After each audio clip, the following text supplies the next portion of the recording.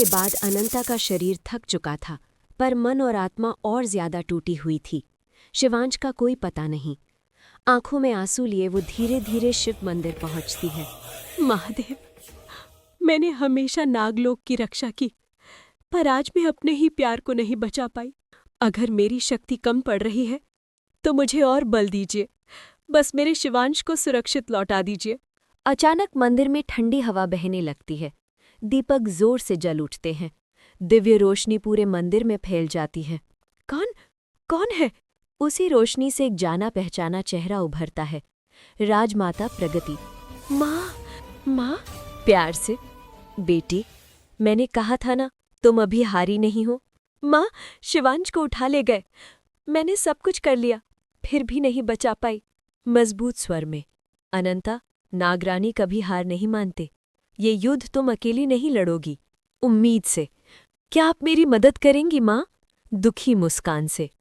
मैं तो इस लोक से जा चुकी हूँ बेटा, पर जो जिंदा है, जो शक्ति का रूप है, वो जरूर आएंगी। कौन माँ? 3 महानागिनें। जब नागलोक संकट में होता है तो उनकी आत्मा भी कांप उठती है। 6 में से 3 शक्तियाँ जागेंगी। वो तुम्हारा साथ देंगी, बेबसी से। पर मैं उन्हें कैसे बुलाऊं माँ? शिव भक्तों को शिव का तांडव ही जगाता है बेटा। नाचो, अपनी पीड़ा को शक्ति बनाकर। प्रगति धीरे धीरे रोशनी में विलीन हो जाती है। जोर से, मैं आपका वचन निभाऊंगी माँ। अनंता के पांव धरती पर पड़ते ही बिजली से दौड़ जाती है।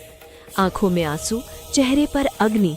उसका नृत्य नहीं, तांडव था। नागलोक की गहरी गुफाओं में तपस्या में बैठी शक्ति जाग उठी। पत्थरों के बीच से प्रकाश निकलता है। प्रकट होती है नागलोक की महानागरिणी शिवांगी। गुप्त महल के दरवाजे खुद खुल जाते हैं। निकलती है शक्तिशाली बेला। ज्वालामुखी फट पड़ती है। आग के बीच से चलकर आती है आदि नागिन बानी। तीनों शिवलिंग के पीछे बने चित्रों से जीवित हो उठती हैं और मंदिर में उतर आती हैं। नागलोक की नागरानी ने हमें पुकारा है। आज अन्याय का अंत होगा और प्रेम जीतेगा। हे महानागिनों, स्वागत है तुम्हारा। मेरी मदद करने आने के लिए धन्यवाद। शिवांश को छीन लिया गया है। जानते हैं हम अनंता, तुम्हारी माँ महानागिन प्रगति ने हमें भेजा है। कैसा ना आते हम।